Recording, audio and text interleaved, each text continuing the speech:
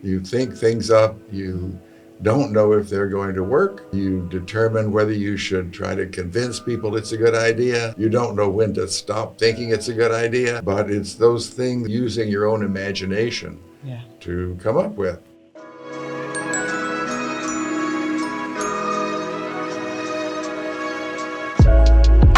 Hello, everyone, and welcome back to Ripples Physician Wellbeing. It's our podcast from the Joe R. and Teresa Lozano Long School of Medicine at UT Health San Antonio. I am your co-host, Dr. Adriana Diurich, and I am joined by Dr. Veena Prasad, our other co-host. Wonderful. It's exciting to be here for the season 4 Life Beyond Medicine, because there's so much out there other than medicine.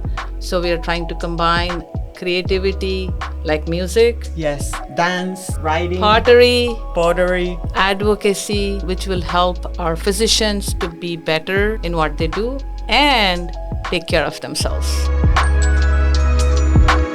Good day.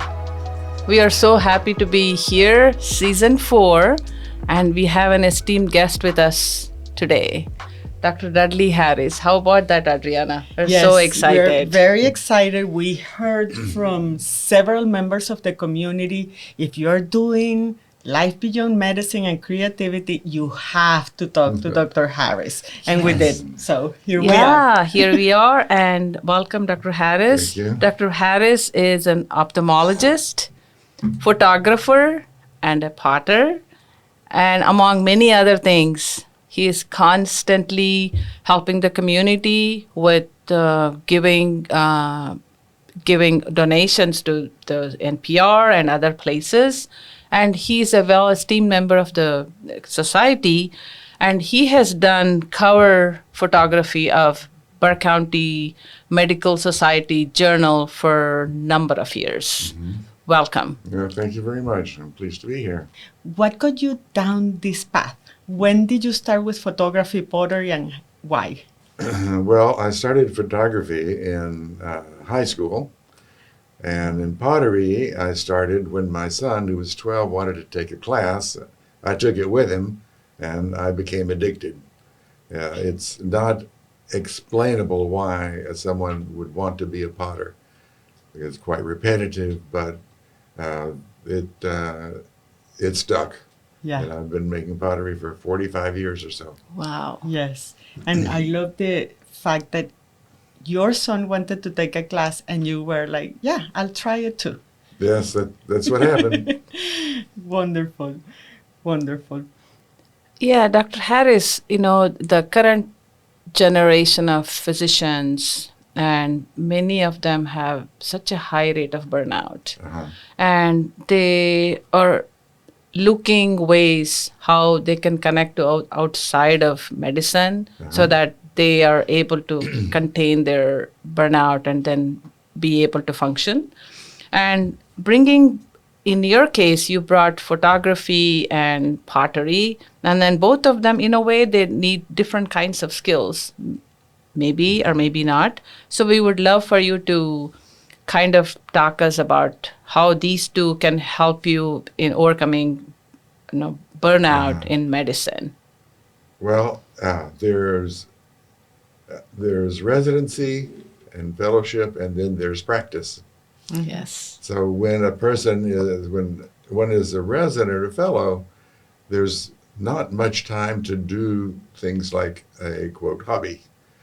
But there are ways to greatly entertain oneself while one is a resident. For example, when I was a resident in ophthalmology here at the Robert B. Greene, I thought the walls were too uninteresting. Mm-hmm. And so my wife and I spent several weekends going down to the Robert B. Greene and painting the walls. And we painted them red, purple, orange, yellow, white, and that really changed the appearance of the clinic. So what I would characterize that as, I thought something up. And that's what I consider the key to avoid burnout. You think things up, you don't know if they're going to work, you see how it turns out, You determine whether you should try to convince people it's a good idea. You don't know when to stop thinking it's a good idea. You don't know how hard to push, but it's those things which you're using your own imagination Yeah. to come up with, and that really keeps you thinking of things other than just working as a resident or fellow. When we were talking before and even through email, when we were getting to know you, you mentioned this ability that you have to almost detach or look things from a distance, and that helps you with your photography. And in mental health, in psychology, we talk a lot about that ability to see ourselves from a little bit of a distance. So you're not stuck in the moment, but you can see yourself in the moment and make different decisions. Can you talk a little bit about that? One thing that I did in practice, and probably a resident could do it also, was I considered my office a stage, and the patient was the audience, and I was the actor. So being an actor as a doctor sounds kind of fishy, but I considered that I was doing a performance for the patient so that I could generate in the patient the greatest trust, the greatest interest, and the ability for the person to remember what I had to say. Yes. I got outside of myself in that way each time I saw a patient. That lasted my basically whole career. Yes. So and that's one way I avoided burnout, was to Yes. with you things like that. That actually connects so much with Kabat-Zinn, this idea. He actually has a book. He's one of the main meditation teachers here in our country, and he has a book that's called Get Out of Your Head and Into Your Life. Sometimes we're too stuck in our head, Yes. and if we can, like you said, perform outside of ourselves. It's not just about me. It's about the person that I'm in front of and what I can do for them. That might be very helpful. It reminded me of that idea. Actually, that is very true, because when you said you would be as an actor, that means you're going to give your best. Yes. And you want to perform for your audience, and you're also putting your audience at high esteem, because I have to be doing my best to my Yes. audience. So that's a very nice way of getting ourselves out there. Yes. And be also vulnerable to say, okay, I have to put myself out there. Yes. Really It nicely It doesn't said. keep you from getting tired. Yes. 'Cause I can remember driving home and sitting in the driveway, turning off the car and being unable to get out of my car. Yes. Yes. We will get tired. It's different than getting burnout. Sometimes we are tired, Yes. but we feel so accomplished, so happy for what we've done. Our job is so meaningful that we can rest and keep going. And that's the idea. But burnout, it doesn't matter how much you rest, you're always exhausted. Yes. You feel that what you're doing is not meaningful. So I'll speak to surgeons. When a surgeon is in the operating room, there's no place in the world he would rather be, or she, now I guess I should say. You want to be there. Yes, you want to be there, and it's, and you think, you think, I'm good, I'm here, and this is great. Yes. Yes. I wonder, is that similar to what you felt when you started pottery? There's making and there's having. And those are two kind of separate things. So you can be a collector of things as a hobby. You collect stamps, you collect this or that. I interviewed a doctor here who collected gas masks, for example. Very Wow. interesting. Making has a specific appeal. You make stuff, and it's just a good feeling. So making pottery is good. And so each year I have a pottery sale, and my wife and I donate. We've donated since we've been doing this the past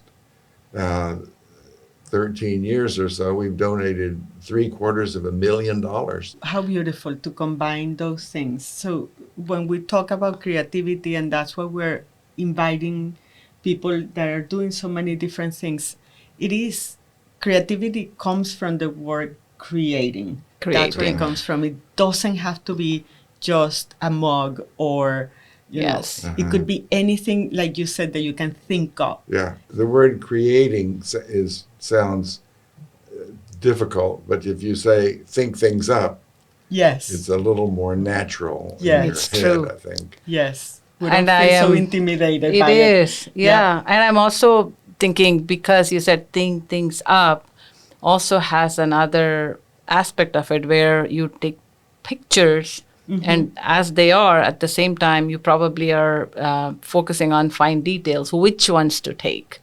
And because as a photographers, they say it's like, their eyes can notice so many things. And that may even come from a surgeon's hat too. I don't think too much about it. I just enjoy doing it. I don't want to ask myself too many questions. But so here's another idea for people who are residents. You got to eat, right? And so you have, let's say you invite two couples over for supper one night. It doesn't have to be fancy. But then you play a game.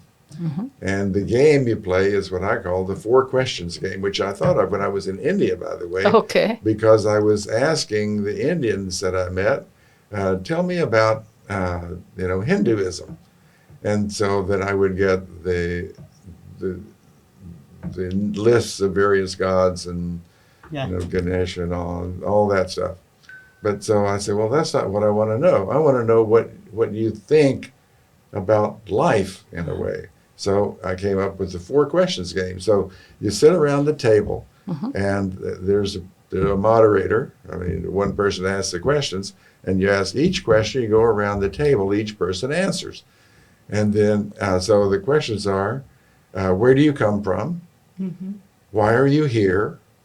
What happens when you die? And why do bad things happen? There are no wrong answers, Yeah. and you'll really get to know what people are thinking. So that's one way to kind of get away from work and Yes. think about other things. So, Yes. so actually thinking can be an interesting hobby. Thinking Yes, is an thinking. interesting hobby. I love that too. Yes. So thinking things up, or can be in any form. So if we think that Yeah. I am here as a surgeon or as a resident for a reason, and like your mentor said, you will not be doing anything for 3 years and you're in residency, but there is life after. That's thinking things up. So thinking can be influenced in so many different ways. Yes, Yeah. definitely. Do you have any image, any picture, or anything you've created or shot that can combine all these ideas, that you can say, this is the picture that reflects my thoughts on life beyond medicine? I have a number of pictures that subjects that I have pursued. One is people in buildings, standing alone. And my thought is, here, this person is a person who has, our history was we were raised in the desert, let's say, and now we have a building, but he's lost in the building. And that theme was one that I pursued. But my favorite picture is a woman in a museum looking at a suit of armor. And the woman is elegant, beautiful, poised. I was making a joke about how women see men as pigs. So that's it's because one of the thoughts, some of my thought hobbies were, what is true, what is beauty, what is the nature of man, what is the nature of a woman. So you think about those things, you can use up a lot of time thinking about those questions. That's true. These are profound questions Yes. that get us into deep thinking. Yes. I also wanted to say, I know you you took photography of many people in India, and then you had a show in Delhi, UNICEF, where you presented pictures of children, you said? Yes, So when I turned 50, I thought to myself, what am I going to do that's important? Because obviously it's important to take care of patients, but is there something else? Like, for example, world hunger. Well, no, I decided that would be too big a job. So the question I actually asked myself was, what duty did I incur by being born? Oh, So I thought, well, I'll go to India and think about that. So I took a month off, went to India to shoot pictures, and I would get up every morning and write in my little journal, and I would think about what I was going to do, or what obligation did I incur, what by occupying space on the planet. And when I was there, I happened to run into Dr. John Rody, who was the head of UNICEF for India. And I shot a few pictures, and he invited me to come back to India and work for UNICEF for a little bit. So my wife and I went back, and we went back to India a lot. And I worked for that. I worked for World Food Program. I did a series of photographs up in the north where there had been an earthquake. So I had a lot of fun. Just leading. It led from that one question. And so many things have developed. In fact, my best friend was an Indian guy that I met in Bhopal. okay. Yeah. I want to leave this with our residents, although you are going to leave a pebble for us later. But one thing I'm hearing over and over is that we are not trapped, we're not stuck if we have the capacity to keep thinking, creating, imagining new things. It sounds like at many stages in your life, you were able to think differently, to be curious about what else is out there, the meaning of life, how to engage with people, How to help all the of community. these wonderful tips that Yes. you've been giving us. Exactly, even being a potter and then decided, I'm going to have a sale and I'm going to donate that. It's always a thought It's always a outside thought. of what we're used to, right? We're used to people asking, so who are you? I'm Dr. Somebody. It becomes our identity. You have trespassed all of that. You have become bigger than that. Yes, and your idea of saying that why am I here? What's my role as a human being? I have to do my part, going above and beyond, and taking pictures and telling stories, and that really defines who you are, Dr. Harris. Many residents, they have hobbies. We have had some concert pianists actually. Oh. And then there are some writers, some write poetry, some are dancers, and many struggle to find time and say, how do I incorporate? And sometimes we say, well, even if it's for a little time, it always gives you some outlet. What are your thoughts on that? There's no good answer. You just do the best you can. And for each person, different, I'm sure. When I was a resident, so I had a wife and a 1-year-old child, so I didn't worry about what I was going to do with my time. Yeah. Yes, Whoever had you to had do. plenty to do. It was already spoken for. But when I was a resident, one thing I did that was very interesting was I would go out and visit ophthalmologists in private practice. And they were happy to have me there. I would see patients with them. And so to get an idea of what it's like out there on the outside. Yeah. I recommend that really very highly. And they're happy to have you, I promise. Yes, Good. so they can connect with the outside again, the Yes. community, Yeah. and see Yes. what they would be doing. That's again thinking. Yeah. I think the whole theme is about thinking. Gosh, it's been so fascinating to learn about you and then learn with you, and you've given us a lot to think. On that note, we always ask our guests to leave us with a pebble. That's an actionable item that if someone is listening to it on the go, they can just listen to a pebble, an actionable item, and incorporate in their life. what would you leave us with? Think things up. Yes. Think things up. Yes. And that leads to creativity. How would you instruct or direct our residents and fellows to think things up? Well, you got to think that up. I love it. Yes. So go ahead and think things up. Think Thinking things up. is free And in many ways, not Yes. just money wise. You become free when you're thinking. So go ahead and think. Yeah. yes. Thank you. Think things up. Thank you. Thank you, Dr. Harris. It's been a pleasure to have you here. And thank you to our audience that keeps coming back to listen to what we do here. And we'll be coming back soon with another wonderful episode on Life Beyond Medicine. Yeah, with more creativity in beyond medicine. In Yeah. medicine and beyond medicine. Ripple's Physicians Wellbeing is made possible by the Joe R. and Teresa Lozano Long School of Medicine Office for Graduate Medical Education. To contact us or learn more about the Wellness Home, visit gmewellness.utesca.edu. This podcast is inspired by the Dalai Lama's powerful quote. Just as ripples spread out when a single pebble is dropped into water, the actions of individuals can have far-reaching effects. We provide physicians with pebbles, tangible and actionable practices that can help make positive impacts in their personal and professional lives.